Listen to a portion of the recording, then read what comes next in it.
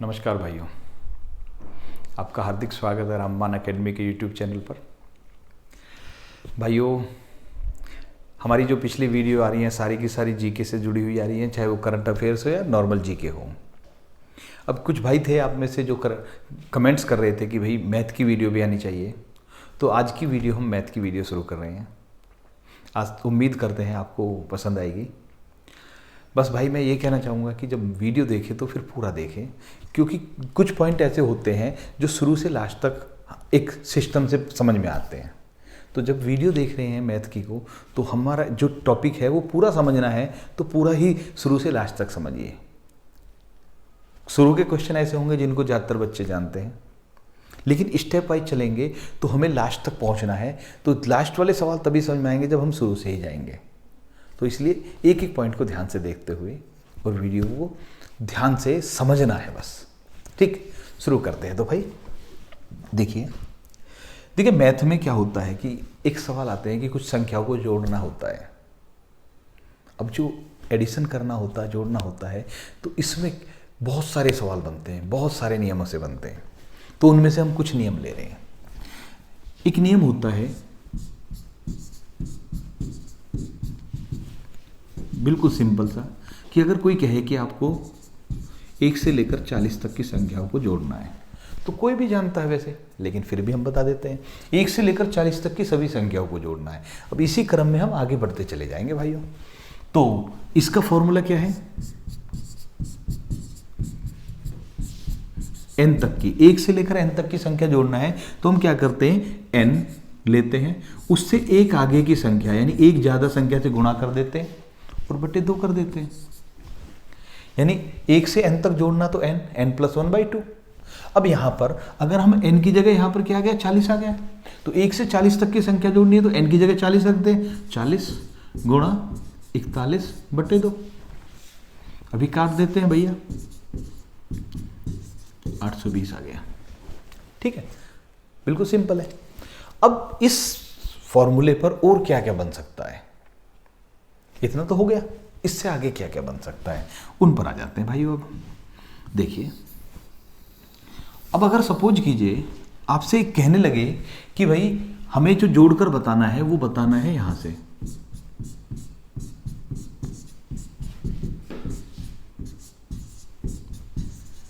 अब इनको जोड़कर बताना है। ट्राई कीजिए भाई, पहले ट्राई कीजिए आप कि कितना आ रहा आंसर, फिर बताते हैं। हम उसी फॉर्मूले के तरीके से बताएंगे जो हमने फॉर्मूला बताया है। ठीक है, अभी आ जाते हैं। अभी देखिए, हमने जो फॉर्मूला बताया है वो 1 से लेकर किसी संख्या तक जोड़ बताना है, लेकिन ये बीच में से उठा ले 10 से 80। हो सकता था कहे कि भाई 41 से लेकर 100 तक की संख्या का योग बताओ।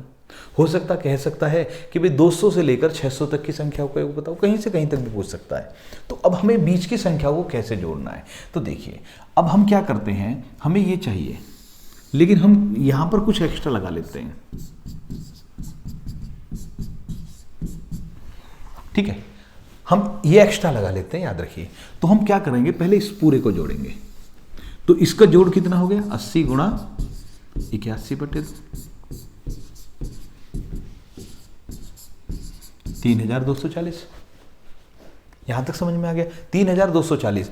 3240 1 से 80 तक का योग है, लेकिन हमें चाहिए 10 से 80 तक।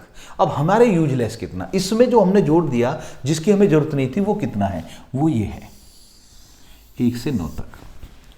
इस 3240 में 1 से 9 तक जो है वो यूजलेस है। अब 1 से 9 तक का योग कितना होगा, 9 गुणा 10/2।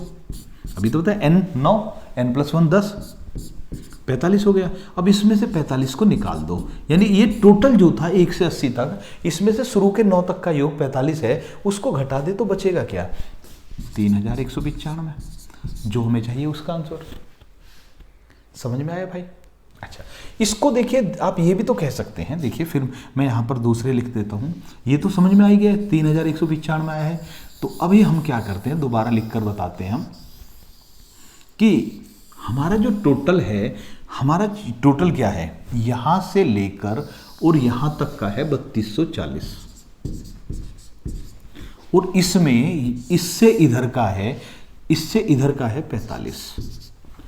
ये यहां से यहां तक 3240 है, इधर का 45 है, तो इधर का कितना बचा? 3240 में से 45 घटा दें तो कितना आ गया? 3195। यही तो चाहिए था हमें इतना ही चाहिए था। उम्मीद है समझ में आ गया होगा भाई, बिल्कुल क्लियर है। अच्छा, अभी अगर आप इस तरीके को फॉलो करते हैं तो कोई फॉर्मूले रटने की जरूरत नहीं है, एक ही फॉर्मूले से आपका सारा काम हो गया। कहीं से कहीं तक पूछे कोई दिक्कत नहीं है, हालांकि इसको समांतर श्रेणी वाले हिसाब से भी किया जा सकता है, लेकिन अभी ये क्योंकि हर स्टूडेंट तो ऐसा होता नहीं जो समांतर श्रेणी में इतना मतलब एक्सपर्ट है, या हर स्टूडेंट इतना नहीं है कि भाई उसने हर चीज़ पढ़ रखी है। तो अब एक बेसिक नियम से भी इतने सवालों को कर सकते हैं।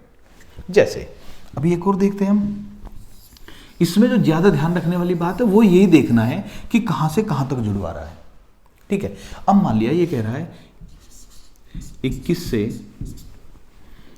40 तक ही ले लेते हैं। 21 से 40 तक की संख्याओं का योग बताओ।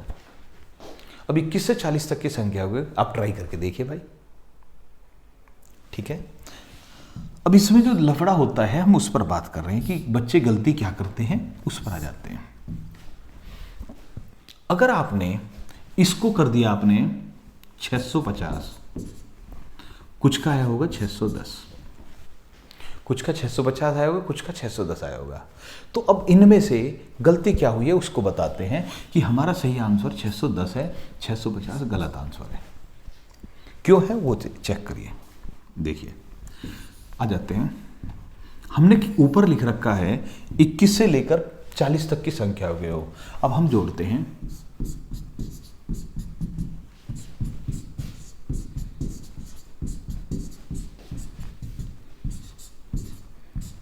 ठीक है, 1 से 40 तक लिख लिया, 19 20 21 बीच में लिख दिया। तो पहले हम यहां से यहां तक का टोटल करते हैं। कितना हो गया? 40 गुणा 41 बटे 2, 820।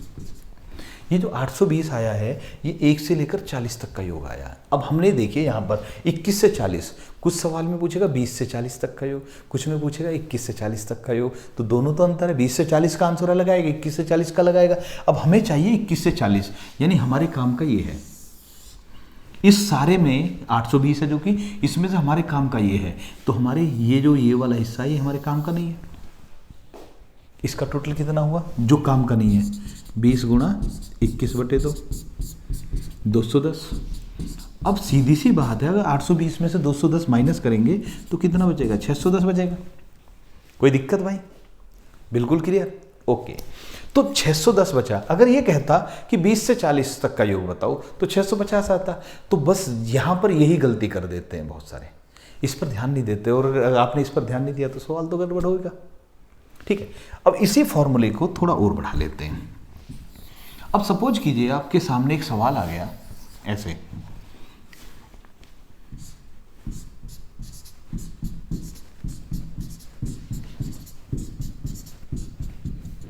और ऐसे ही चलते हुए कहीं तक भी पहुंच गया। मान लिया ये पहुंच गया 1 से 1 बटे 2, 2 से 1 बटे 2, 3 से 1 बटे 2, 4 से 1 बटे 2। अगर मान लिया हमें यहाँ तक जोड़ना है तो कैसे जोड़ेंगे? फॉर्मूला वही रहेगा भाई। देखिए क्या है, पहले तो आपको ये क्लियर करना है कि ये जो 3 से 1 बटे 2 है तो इसका मतलब होता 3 प्लस 1 बटे 2। इसकी वैल्यू और इसकी वैल्यू बराबर है।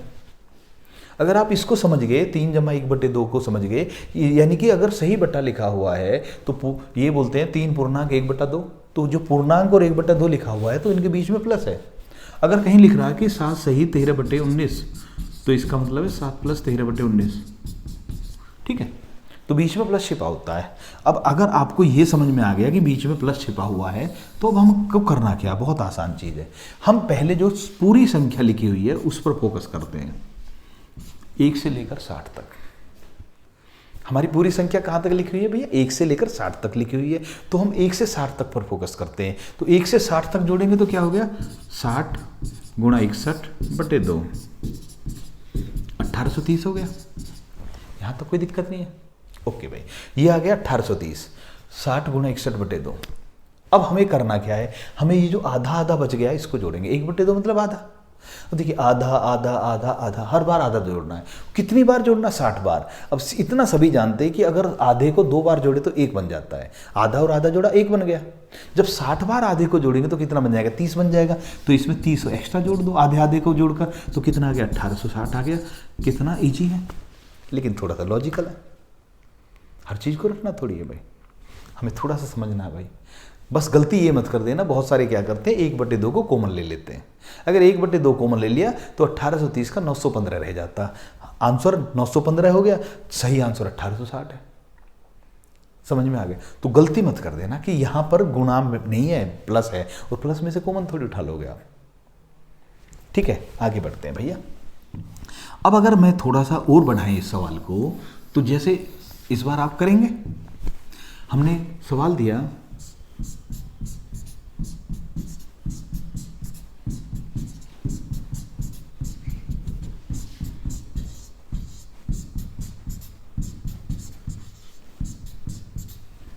ट्राई कीजिए भाई। 1 से 1/4, 2 से 1/4, 199, 200 सही 1/4, 199 से 1/4, 200 सही 1/4। जुड़िए। बहुत अच्छे, शाबाश। उम्मीद है आप सभी का ठीक होगा। लेकिन मैं अगर कह रहा हूँ कि ट्राई करिए तो थोड़ी देर के लिए वीडियो पॉज कीजिए, तब करना चाहिए। ऐसा नहीं कि यहाँ पर तो हो ही जाएगा बोर्ड पर। आप खुद करेंगे, प्रैक्टिस करेंगे, ज़्यादा अच्छा रहेगा भाई। तो देखते हैं क्या करते हैं। तो पहले हमें करना क्या है? 1 2 3 199 200 इनको जोड़ लेते हैं। तो कितना हुआ? 200 गुणा 201/2, 20,100 आ गया। गुणा कर दी, ठीक है। 20,100 तो ये हो गया। अब हमें और क्या करना है? 1/4 1/4 1/4 चौथाई है। चौथाई को 4 बार जोड़ने पर क्या हो जाता है? 1 मिल जाता है। जब चौथाई को 4 बार जोड़ेंगे तो 1 मिलेगा, 8 बार जोड़ेंगे तो 2 मिलेगा, 200 बार जोड़ेंगे तो 50 मिलेगा। समझ में आ गया? तो 50 एक्स्ट्रा जोड़ दीजिए इसमें, तो कितना हो गया? 20,150 आंसर आ गया। सोई जी 20,150 क्लियर है भाइयों? आगे बढ़ते हैं। अभी हमने एक ही फॉर्मूले को लेकर चल रहे थे, इसमें थोड़ा सा और मॉडिफाई करते हैं। अब मान लिया हमसे, देखिए शुरू से लेकर 100 तक जुड़वारा जोड़ देंगे। हमसे कह रहा है कि 85 से लेकर 150 तक जुड़वारा जोड़ देंगे। हमसे बट्टे में जुड़वारा जोड़ देंगे, लेकिन संख्या छुटवारा लगातार। कैसे छुटवारा है? मान लिया वो कहने लगे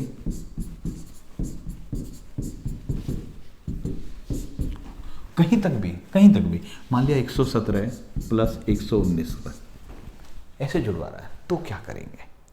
देखिए बहुत आसान तरीका है, कोई फॉर्मूला मत रटना।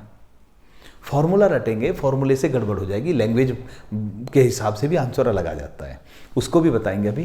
पहले समझिए 1 3 5 7 है, 117 119 तक जोड़ना है हमें। तो आपको देखना क्या है, यहाँ से लेकर यहाँ तक कुल कितनी संख्याएं हैं। अभी देखिए अगर हम 10 तक संख्या लें तो 10 तक 5 संख्या सम होती है, 5 विषम होती है, और हमने ये विषम ही लिए। 20 तक की संख्या ले तो 20 तक 10 संख्या सम होंगी, 10 विषम होंगी, आधी संख्या विषम आधी सम होती है। अगर हम 60 तक ले तो 30 संख्या सम और 30 ही विषम हो जाएंगी। अब यहाँ पर हमारी सारी विषम संख्या है, यानी ऑड नंबर्स हैं, तो कहाँ तक पहुँच गए हम? 120 तक। 119 का मतलब 120 ही माना जाएगा, जोड़े में लेना हमें, तो जोड़े में 120 तक पहुँच गए। 120 तक कितनी संख्या सम होती है? 60। कितनी विषम होती है? 60। 120 तक आधी संख्या सम होंगी, आधी विषम होंगी। तो हमें पता चल गया यहाँ तक कितनी संख्या, सिर्फ उसको सोचना है। हमारा आंसर है 60 है। कितनी संख्या? 60 है।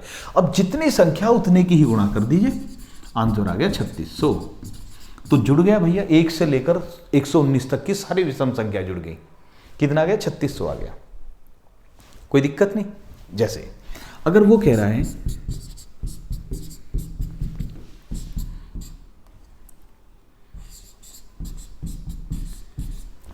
100 तक पहुंच गए, 100 तक आधी संख्या सम होंगी, आधी विषम होंगी। संख्या कितनी थी? 50।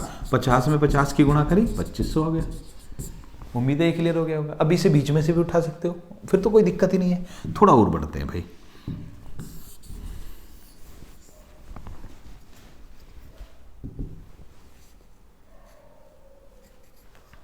एक मिनट, ये थोड़ा सा टेक्निकल फॉल्ट आ गया थोड़ा सा। चलिए तो थोड़ा सा और देख लेते हैं आगे। अभी क्या हुआ कि मतलब आपने विषम संख्याओं को जोड़ा। अब जो मैं बता रहा था कि लैंग्वेज में कहाँ कंफ्यूज होते हैं, देखिए अगर वो कह रहा है, मान लिया हमसे कहे प्रथम 15, थोड़ा साइज बढ़ा लेते हैं, प्रथम 15 विषम संख्याओं का योग, ठीक है, और ये कह रहा है 15 तक की विषम संख्याओं का योग। तो दोनों में अंतर है भाई।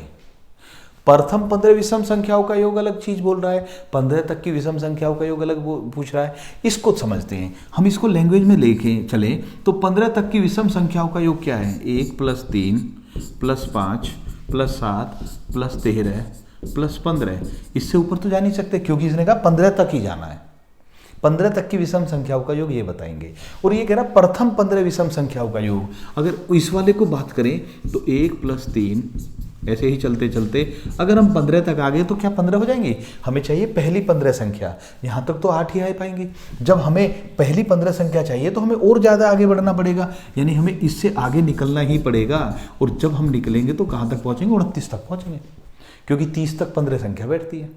तो दोनों का अंतर है। अगर आपने लैंग्वेज में ध्यान नहीं दिया तो गड़बड़ हो जाएगी, और रटने पर ध्यान दिया, फॉर्मूले रट लिया तो गड़बड़ होने ही चांस ही है।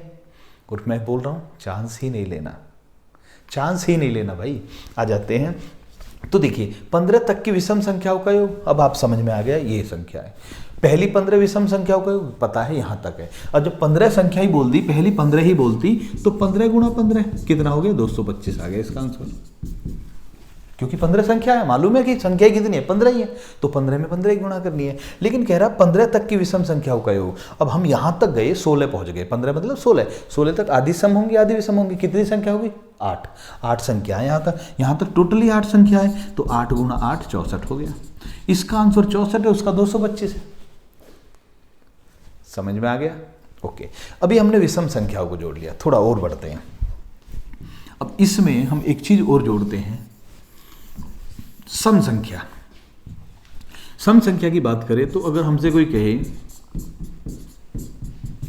चलो 100 तक ही चलते हैं, 2 4 6 98 100 तक पहुंच गए, इनका योग बताओ। अब कुछ नहीं करना, इसमें भी वही नियम लिखना, ये देखना कितनी संख्या है।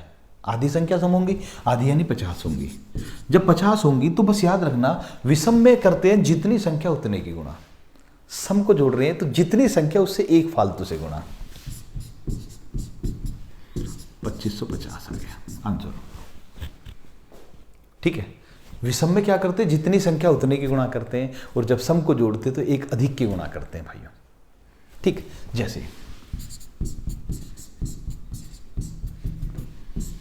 ठीक, मान लिया हम यहां पहुंच गए, ज्यादा नहीं दूर जा रहे हम, सिर्फ यहां तक गए, ठीक है। तो 2 4 6 34 36 यहां तक पहुंचे। अब यहां से यहां तक कितनी संख्या? 18, और 18 में कितने की गुणा करेंगे? 19 की गुणा करेंगे। 18 में कितने गुणा करेंगे? 19 की गुणा करेंगे, 342 हो जाएगा। आंसर आ गया 342। यहां तक क्लियर है? ओके, ठीक है। तो 18 × 19 करना, जितनी संख्या एक फालतू गुणा। यहां 50 थी तो एक फालतू गुणा, यहां पर भी वो नियम लागू होगा। जैसे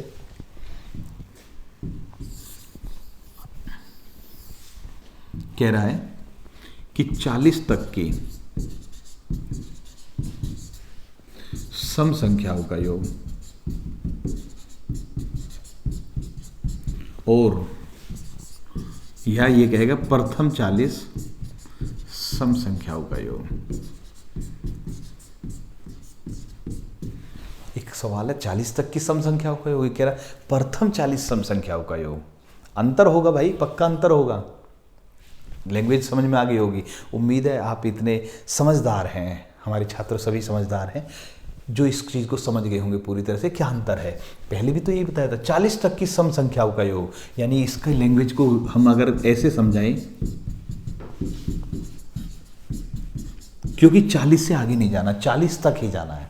और कह रहा प्रथम 40 सम संख्याओं का योग। काम चल जाएगा क्या? नहीं चलेगा, क्योंकि यहां तक तो 20 ही हो पाएंगे। हमें 40 संख्या चाहिए। जब 40 संख्या चाहिए तो हम कहां तक जाएंगे? 80 तक जाना पड़ेगा। ठीक है, अब तो बहुत आसान है। अब इसमें 20 संख्या तो 20 गुणा 21 कर दो, और यहाँ पर 40 संख्या तो 40 गुणा 41 कर दो, हो गया सर। ठीक है, उम्मीद है क्लियर हो गया होगा। तो आपने सभी संख्याओं को जोड़ लिया, सम संख्याओं को जोड़ लिया, विषम संख्याओं को जोड़ लिया। इसके बाद थोड़ा सा और बढ़ते हैं अभी हम। देखिए, कुछ चीज़ें बहुत सारे छात्र रट भी लेते हैं, बुराई भी नहीं है उनमें अगर थोड़ा सा दिमाग में रखते तो। देखिए, अगर हमसे कोई कहे तो आंसर है 55, आंसर कितना है 55 है। इसके बाद अगर कोई कह रहा है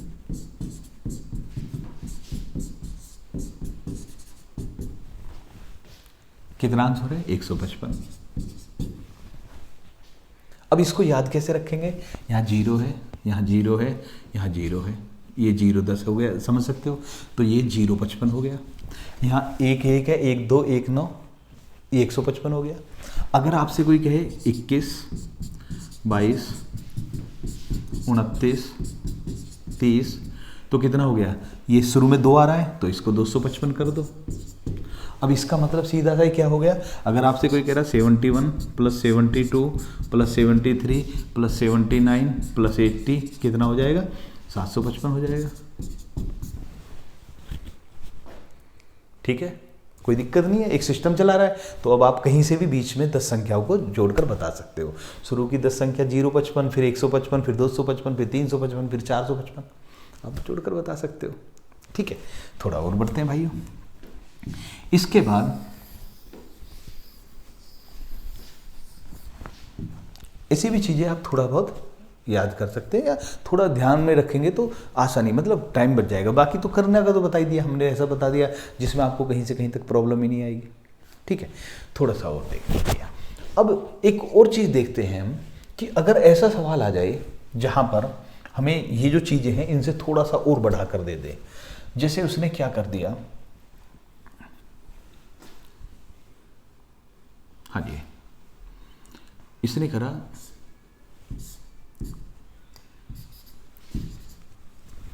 ये थोड़ा सा प्रॉब्लम कर रहा है।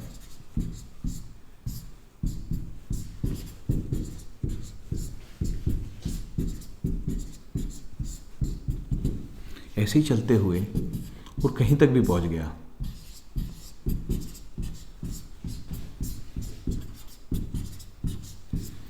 आप ट्राई करेंगे भाई, एक बार ट्राई जरूर कीजिए। कैसे करेंगे, 1 - 37 2 - 37 3 - 37 99 - 37 100 - 37, यानी ऐसे ही लगातार चलते जा रहा है।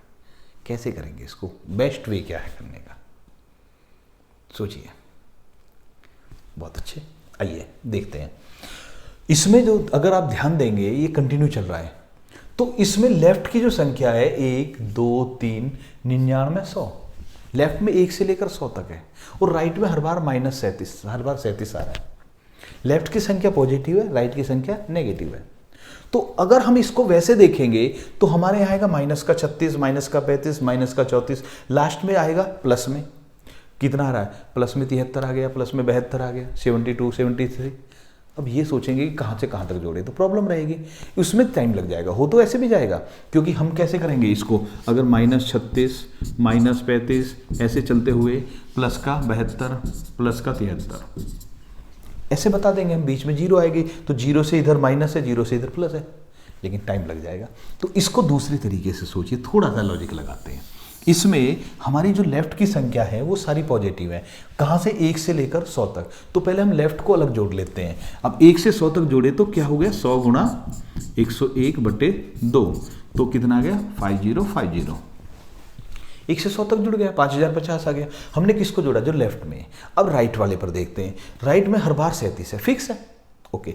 कितनी बार आया, 100 बार, क्योंकि 1 से 100 तक यूज हुआ है, तो यानी कि 100 बार आया। जब 100 बार 37 आएगा तो इसका टोटल कितना हो जाएगा, 3700। अब 3700 माइनस का हो गया, 37 को 100 बार लिखेंगे तो 3700 हो जाएगा, माइनस का 3700 हो गया, घटा दीजिए 1350, आंसर आ गया। ठीक है, कितना आसान है। तो देखने में सवाल बहुत टिपिकल लग रहा है, लेकिन करना बहुत आसान है। तो अगर ऐसा आए तो उसको भी आप कर सकते हैं बड़े आराम से। ठीक है, थोड़ा और बढ़ते हैं भाइयों। अब देखिए, एक सवाल आप सभी जानते हैं, उसमें भी 2 स्टेप आगे बढ़ेंगे। मान लिया अगर कोई कह रहा है, ठीक, मान लिया हम संख्या पर ही लिख देते हैं 20 का वर्ग बराबर क्या। तो इसके लिए फॉर्मूला होता है 1 से लेकर n तक का जोड़ने का। मैं उस फॉर्मूले को लिख रहा हूं, जिन्हें नहीं पता वो लिख सकते हैं, n का स्क्वायर। तो जब 1 से n तक की संख्याओं के वर्गों को जोड़ा जाता है तो फॉर्मूला होता है n प्लस 1 2n+1/6। अब यहां पर n का मतलब है लास्ट संख्या, उससे एक अधिक, उसके 2 गुणे से 1 अधिक बटे 6। यानी कि अगर हम इसको जोड़े तो n बराबर हो गया 20 गुणा 20 और 1 21 गुणा 20 दूनी 40 और 1 41 बटे 6। ठीक है, 20 21 41 भाई को 6 से भाग दे दिया, गुणा करके बता दिया। इतना सभी जानते हैं, मैं इस पर आपका टाइम खराब नहीं करूंगा। ठीक है, अगर 20 की जगह 50 होता 50 51 101 बटे 6, मतलब n बराबर जो भी है वो उससे एक फालतू की गुणा, फिर उसका दुगने करके एक फालतू और बटे 6। तो यहाँ पर 20 था 20, फिर 20 से एक अधिक, फिर 20 के दुगने से एक अधिक बटे 6 हो गया, जुड़ गया। ठीक है, लेकिन हम इससे आगे बढ़ते हैं थोड़ा सा। अगर ये ऐसी वर्ग संख्याओं में ऐसा बोलने लगे, जैसे कि हमसे बोले कि 1 का वर्ग प्लस 3 का वर्ग प्लस 17 का वर्ग प्लस 19 का वर्ग, यानी कि विषम संख्याओं के वर्गों को जुड़वा रहा है, एक एक बीच बीच में छोड़ दिया है। तो कैसे करेंगे? 1 का वर्ग 3 का वर्ग 17 का वर्ग 19 का वर्ग, 1 से लेकर 19 तक के वर्गों को जोड़ना है, विषम को जोड़ना है। तो अब हम क्या करेंगे, फॉर्मूला लगभग ऐसा ही होगा लेकिन एक चेंज है, हम अंतिम संख्या को लिखेंगे, उससे अगली संख्या को लिखेंगे। जैसे यहाँ पर 2 लगातार संख्या लिखी, हमने भी लिखा, लेकिन उसमें जो तीसरी संख्या उसमें अंतर आएगा। अंतिम संख्या, उससे अगली संख्या, फिर उससे भी अगली संख्या 21 बटे 6। सिर्फ एक अंतर आया, n+1 2n+1 नहीं n+2, यानी यहां n भी नहीं बोल सकते, हम अंतिम संख्या बोलते हैं, क्योंकि n तो संख्या बदल जाएगी ना। तो लास्ट संख्या उससे अगली 2 संख्याओं की गुणा बटे 6। यहाँ 20 21 41 है, यहाँ 19 20 21 बटे 6। उम्मीद है समझ में आ गया होगा। अब आ जाते सम संख्याओं पर।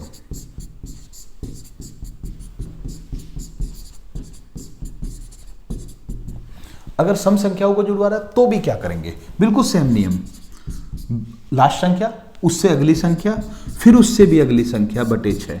अब आपको इन दोनों का अंतर समझ में आएगा। 20 21 41 है, यहाँ 20 21 22 है, आना तीनों में 6 ही है, बटे में 6। चाहे सभी संख्याओं के वर्गों को जुड़वाए, चाहे विषम संख्याओं के वर्गों को जुड़वाए, चाहे सम संख्याओं के वर्गों को जुड़वाए, तीनों में बटे 6 ही देना है। लेकिन थोड़ा थोड़ा सा अंतर है, ये दोनों का नियम सेम है सम और विषम को जोड़ने का, लेकिन यहाँ सारी संख्याओं को जोड़े तो अंतर है। इसको चेक कर सकते हैं, स्क्रीनशॉट ले सकते हैं, लिख सकते हैं, बहुत महत्वपूर्ण है, कहीं तक भी यही लागू होगा। ठीक है, एक बात और, उम्मीद है यहां तक क्लियर हो गया होगा। ठीक है, थोड़ा सा अब हमने आपको पावर 1 को जोड़ना बता दिया, पावर 2 को जोड़ना बता दिया। अभी थोड़े से और चीजों पर आ जाते हैं हम। जैसे कि एक सवाल आ गया आपके सामने कि मान लिया ऐसी कोई भी संख्या नहीं आ रही, पावर 1 में ही आ रहा है लेकिन कोई भी संख्या नहीं आ रही। सपोज कीजिए उसने क्या कहा, उसने कहा कि 11 प्लस 22 प्लस 33 प्लस ऐसे ही चलते चलते 220। ठीक है, 11 से लेकर 220 तक की संख्याओं को जोड़ना है, यानी 11 का टेबल चल रहा है। अगर टेबल चल रहा है तो बहुत आसान तरीका होता है, लेकिन ये जरूर देखना कहां तक जा रहा है।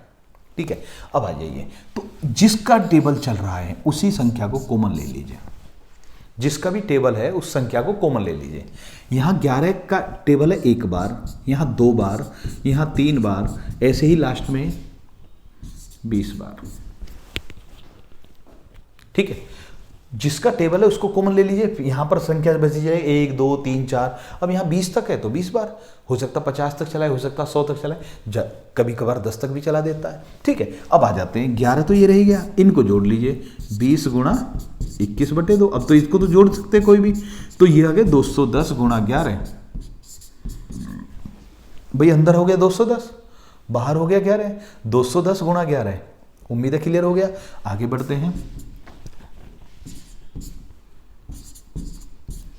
2310। ठीक है, 210 गुणा 11 यानी 2310। आंसर आ गया, जीरो लगा दे, 11 कम 11, 1 बचा, 11 दूनी 22, 23, आंसर सीधा टोटल हो गया। अगर किसी का टेबल चल रहा है तो ये वाला करना, रटने मत बैठ जाना, क्योंकि जरूरी नहीं कि वो सिर्फ 11 से को 110 पर ले जाकर रोक दे, आगे भी बढ़ा सकता, कम भी रख सकता है, तो आपको उसी हिसाब से कॉमन लेना है। ठीक है, एक बात और, अभी जो हमने पढ़ा उसके बारे में एक और बात करते हैं। अभी जैसे हमने पढ़ा कि मान लिया 1 + 3 + 5 प्लस प्लस चलते हुए 199 प्लस 2 सॉरी 197 प्लस 199, हम यहीं तक रखते हैं 197 प्लस 199, मान लिया ये रखा। अभी हमने ये तो ध्यान है कि भाई सम और विषम को जोड़ते समय एक में जितनी संख्या उतने ही गुणा करते हैं और एक में जितनी संख्या उसके एक अधिक से गुणा करते हैं, ये तो याद है। लेकिन कंफ्यूज हो गए भाई। अब आपको ये तो पता है कि 1 से लेकर 200 तक पहुंच गए हैं, अब 100 संख्या है, ये तो पता है, लेकिन कंफ्यूज हो गए कि इसमें 100 की गुणा करें या 101 की गुणा करें। हालांकि मैंने बताया कि सम संख्याओं के मामले में एक फालतू की, विषम संख्याओं के मामले उतने की ही गुणा करते हैं। लेकिन भैया एग्जाम में तो कंफ्यूज हो सकते हैं ना। देखिए इंसान गलती करता है, भूलता है, तो अगर हम भूल गए तो क्या करेंगे, कोई बात नहीं भैया। आपको इतना तो याद है कि या तो 100 में 100 की गुणा होगी या 101 की गुणा होगी, इतना तो बहुत याद है। हम पावर 1 की बात कर रहे हैं, पावर 2 की बात नहीं कर रहे भाई। ठीक है, तो अगर इतना याद है तो भी काम चल जाएगा। फिर आप क्या करके देखेंगे, फिर आप शुरू की 2 संख्या जोड़िए, 3 और 1 4। अब 2 संख्या लिए, 2 में 2 की गुणा करके ही 4 मिल गया, यानी 2 में 2 की गुणा करी। 3 को चेक करके देखिए, 9 हो गया। 3 में 3 की गुणा करने से 9 मिलता है। अब हमें पता चल गया इनको जोड़ रहे हैं, जितनी संख्या है उतनी की गुणा कर रहे हैं, तो इसका मतलब यहाँ भी 100 की गुणा कर दीजिए, आंसर आ गया 10,000। अगर भूल जाए तो ठीक है। अगर ऐसे ही जब आप ये करके देखेंगे, अब मान लिया आपके सामने आ गया 148 150, तो अब आपको ये तो समझ में आ गया कि 75 में गुणा करनी है, या तो 75 की या 76 की, यानी या तो 75 की से मल्टीप्लाई करेंगे या 76 के से मल्टीप्लाई करेंगे। लेकिन कंफ्यूज हो, मैं ये नहीं कह रहा भूल गए हो, मैं कह रहा हूँ कंफ्यूज हो। अगर कंफ्यूज है तो फिर वही देखिए, शुरू में 2 संख्याओं को जोड़कर 6 आ रहा है। अब 2 में 2 की गुणा करने पर 6 आएगा, या 3 की गुणा, 3 से गुणा करेंगे तभी तो 6 आएगा। 3 संख्या ले लेते हैं, 12 आ रहा है। 3 में 3 की गुणा करने पर तो 9 आता, 3 में 4 की गुणा करने पर 12, यानी एक ज़्यादा से गुणा करनी पड़ रही है, तो कितने से गुणा करें, 76। समझ में आ गया, आंसर आ गया 5700। उम्मीद है क्लियर हो गया होगा। किसी को दिक्कत, बहुत बढ़िया। अभी आगे बढ़ते हैं थोड़ा सा और, ठीक है। अभी हमने पावर 1 को पावर 2 को जोड़ने का बताया, और भी कुछ चीजें बताई। एक और बहुत अच्छा सवाल आता है, उसको भी देखिए, जो कई सारे टेस्ट में आता है। सवाल क्या होता है कि वो इस तरह का कर देते हैं, जैसे कई सारे टेस्ट में आया हुआ है भाई ये,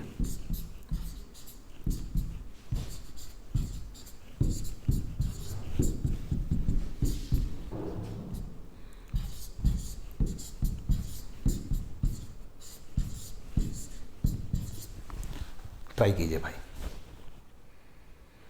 ट्राई कीजिए आराम से। 99 से 1/9, 99 से 2/9, 99 से 7/9, 99 से 8/9। ओके, देखिए अब बताते हैं।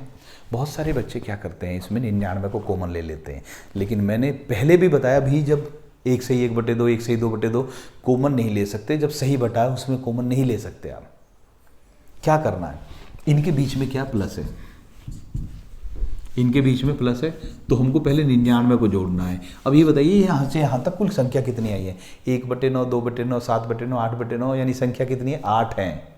8 संख्या है, 99 8 बार आया है। जब 99 8 बार आया है तो 99 को जोड़ेंगे 792 हो जाएगा। 99 को 8 बार जोड़े 792 हो गया, पक्का है, कोई दिक्कत नहीं। क्यों, अब बहुत से कहेंगे जी इतनी जल्दी कैसे जोड़ेंगे हम, तो आप ये बताइए 100 को 8 बार जोड़ते तो 800 होता, और हर बार 1 कम है, 8 बार 1 कम करेंगे तो 8 कम कर दो, 792 आ गया। ठीक है, वो आपको देखना, कैसे ही जोड़ लीजिए, कोई दिक्कत नहीं है। अब बच क्या गया, बच गया हमारे पास, जो बचा उसको अलग ले लेते हैं। 1/9, 2/9, 7/9, 8/9, और ये किस में बचा, प्लस में बचा है, क्योंकि बीच में तो प्लस है, तो 792 में तो ये रहेगा ही रहेगा प्लस। अब देखिए सभी में बटे 9 है, ऊपर क्या बचा 1 + 2 + 3 + 4 + 7 + 8, ऐसे ही है 1 से लेकर 8 तक। 8 तक का जोड़े तो 8 × 9 बटे 2, वही करेंगे 1 से 8 तक 8 × 9 बटे 2, 36 आ गया, ऊपर आ गया 36। 1 से 8 तक का योग 36, 36 बटे 9 कितना हो गया 4। अब 4 ये है, 792 ये है, आंसर आ गया 796। चेक कर लेना आराम से, गलती नहीं होनी चाहिए, बहुत गलत करते हैं, बहुत ज़्यादा इंपॉर्टेंट, रिपीट होने वाला है, बार बार रिपीट होने वाले क्वेश्चन ऐसे होते हैं। ठीक है, आगे बढ़ते हैं। अभी हमने पावर 1 देख लिया, पावर 2 देख लिया, थोड़ा सा एक पावर 3 पर भी देख लेते हैं। पावर 3 देखिए, अब मैं जब पावर 3 बताता हूं तो मैं क्या करता हूं, फॉर्मूले दोनों पहले वाले भी लिखता हूं। अभी हमने क्या करा, 1 का वर्ग, 2 का वर्ग, ऐसे ही n का वर्ग, ये फॉर्मूला सीखा। इससे पहले हमने क्या सीखा था, इसको मैं सही कर देता हूं। इससे पहले हमने सीखा 1 + 2 + n, ये भी सीख चुके हैं। तो फॉर्मूले में क्या सीखा था, इसमें था n + 1/2, इस वाले में था n + 1 2n + 1/6, यही था। इस वाले में अब तीसरे को देखिए,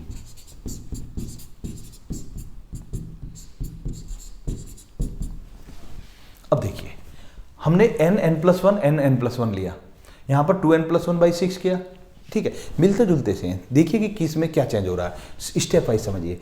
अब जब पावर 1 पावर 2 समझ में आ गया तो पावर 3 में क्या करेंगे, पावर 3 में हम क्या करेंगे, पावर 1 वाले को पूरे का पूरा उठा लेंगे।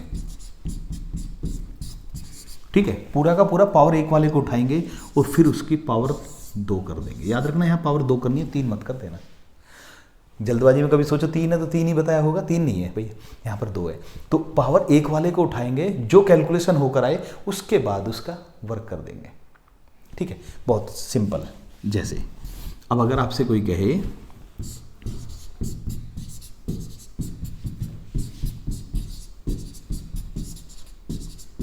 बराबर क्या, तो हमें करना क्या है, 20 × 21/2 करेंगे। पहले तो वही करेंगे, पावर 1 का जोड़ेंगे और फिर पावर 2 करेंगे, तो कितना आ गया 44,100। भाई 21 का वर्ग 441 और 10 का वर्ग 100, 100 का मतलब 2 जीरो, हो गया सर, आसान ही है। 44,100 कितने, 2 सेकेंड का क्वेश्चन है। 10 तक का है तो 3025 आ गया, क्योंकि 10 तक का योग 55, 55 का वर्ग 3025, बड़े आराम से बता सकते हैं। तो आज हमने आपको कुछ संख्याओं को जोड़ना बताया, पावर 1 जोड़ना, पावर 2 जोड़ना, पावर 3 जोड़ना, उनमें क्या वैरायटी हो सकती है ये भी। अब इस चीज़ को बहुत सारी और जगह पर भी मतलब बदला जा सकता है, सवाल बदलते रहते हैं वो। अगर आपने समझ कर किया है तो सवाल बदलेगा, आपका दिमाग को घुमाएंगे, लॉजिक लगाएंगे, आराम से हो जाएगा। केवल रट रखा है तो भगवान ही मालिक है। इसलिए मैं बार बार बोलता हूँ कि रटना नहीं है, समझना है भाई। दूसरी बात भैया, अभी ये हम इस टॉपिक को तो यहीं पर रोकते हैं, लेकिन उससे पहले 2-4 बातें आपसे कर लेते हैं। देखिए कंपटीशन का दौर है, बहुत कंपटीशन है, बगैर मेहनत के कुछ भी सफलता नहीं मिलती। सभी जानते हैं कि अगर मेहनत नहीं करेंगे सफलता नहीं मिलेगी, लेकिन फिर दूसरी बात आती है कि मेहनत तो सभी कर रहे हैं।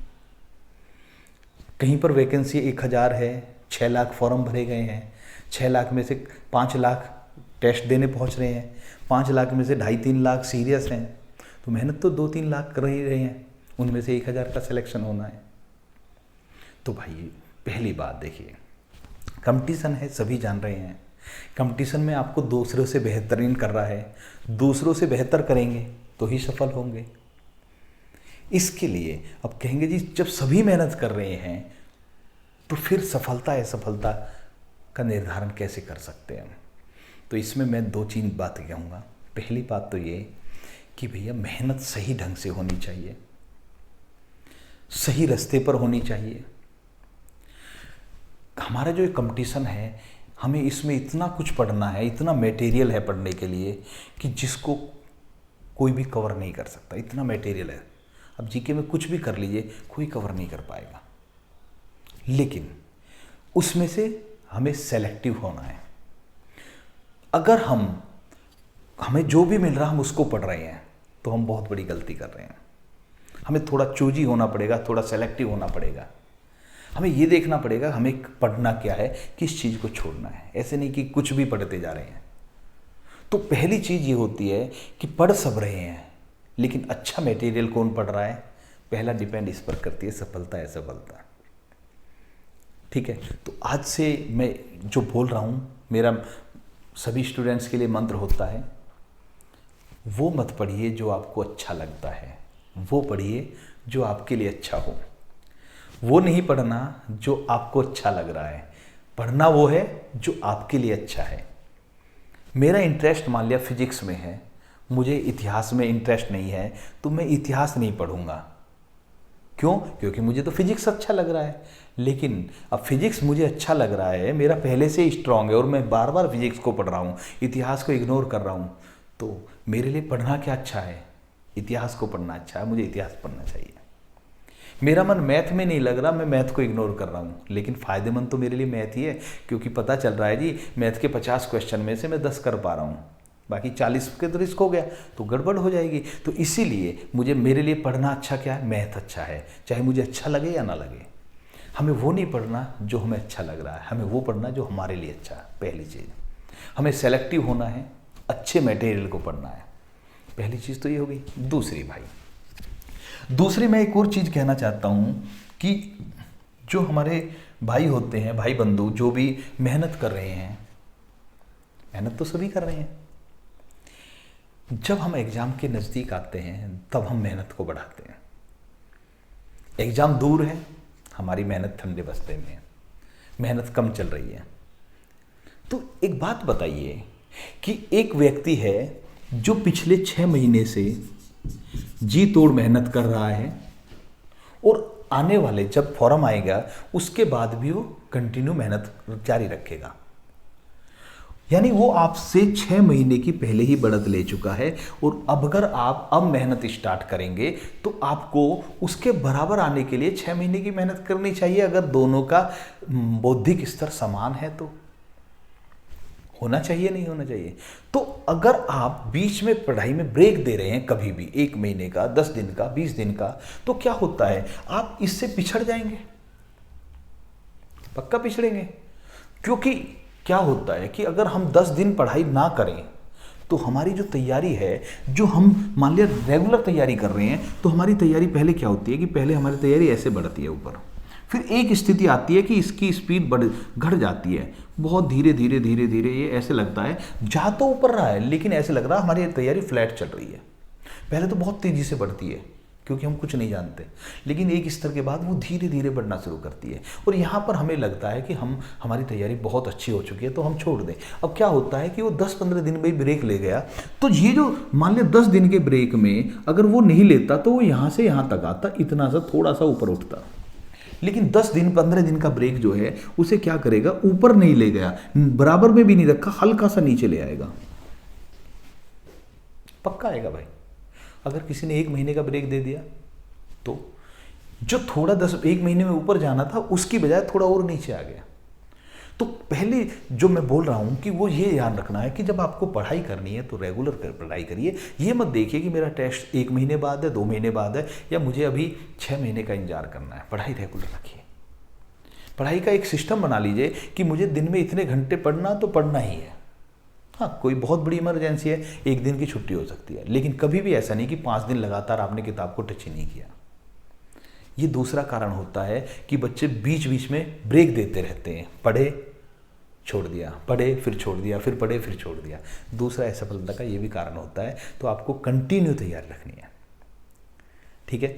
पहली चीज़ क्या पढ़ना है ये सोचिए, फिर कैसे पढ़ना, रेगुलर पढ़ना। रेगुलर का मतलब मैं ये नहीं कह रहा कि आप 24 घंटे में से 20 घंटे पढ़िए, 18 घंटे पढ़िए, आप अपनी क्षमता के हिसाब से पढ़िए, लेकिन पढ़िए रोजाना। ऐसा व्यक्ति कि एक छात्र है 15 घंटे रोजाना पढ़ता है, 2 महीने पढ़ता है, फिर 2 महीने के लिए छोड़ देता है, और एक छात्र है जो 8 घंटे रोजाना पढ़ रहा है लेकिन रेगुलर पढ़ रहा है, तो 8 घंटे वाला 15 घंटे वाले को बीट कर देगा, गारंटी से है ये तो, ठीक है। तो पहली चीज़ वो पढ़िए जो आपके लिए अच्छा है। दूसरी चीज़ मैंने क्या बताई, दूसरी चीज़ मैंने बताई कि रेगुलर पढ़िए। ठीक है, तीसरी चीज पर आ जाते हैं। जब हम पढ़ाई करते हैं तो हमारे मन में कुछ शंकाएं होती हैं, सफलता मिलेगी नहीं मिलेगी, ये होगा नहीं होगा, बहुत सारे विचार चलते रहते हैं। तो देखिए, मैं इस बारे में एक ही बात कहना चाहूँगा, हमारे बस में क्या है? हमारे बस में है मेहनत करना।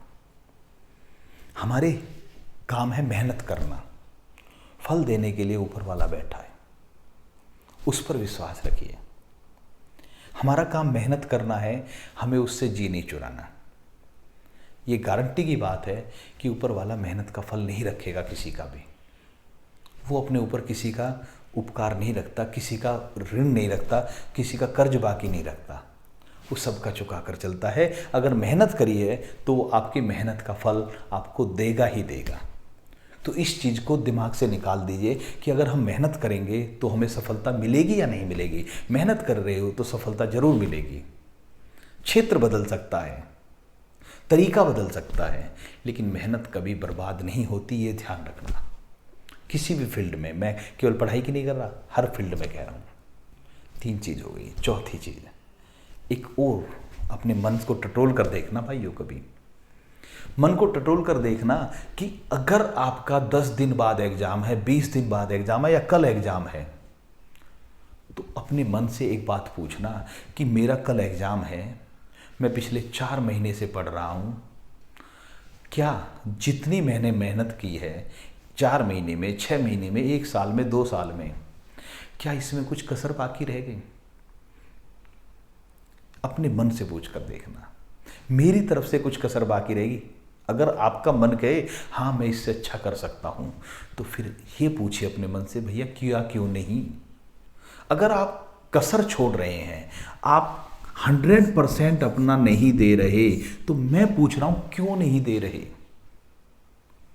अगर आप दे सकते तो 100% दीजिए ना, किसने रोका है? आप क्या कहें, अपने एफोर्ट को लगाते हैं, 70% एफोर्ट लगा रहे हैं, 60% एफोर्ट लगा रहे हैं, तो मुझे ये बताइए 30% 40% का नुकसान क्यों कर रहे हैं एफोर्ट में? आप अपना ही, जब खुद के ही अपने हिसाब से ही 100% नहीं दे पा रहे, तो एग्जामिनर के हिसाब से कहाँ दे पाएंगे? जब खुद के हिसाब से आप 100% संतुष्ट नहीं है, तो ऊपर वाले को 100% कहाँ संतुष्ट कर पाएंगे? तो पहले अपना 100% दीजिए। गारंटी की बात है, ऊपर वाला भी 100% आपको सफलता देगा। सफलता आपके पैरों में होगी, ऊपर वाले को देनी पड़ेगी। ये विश्वास रखिए। आप अपना 100% दीजिए, 100% ऊपर वाला भी आपको सफल बनाएगा। इन्हीं शुभकामनाओं के साथ जय हिंद भाइयों।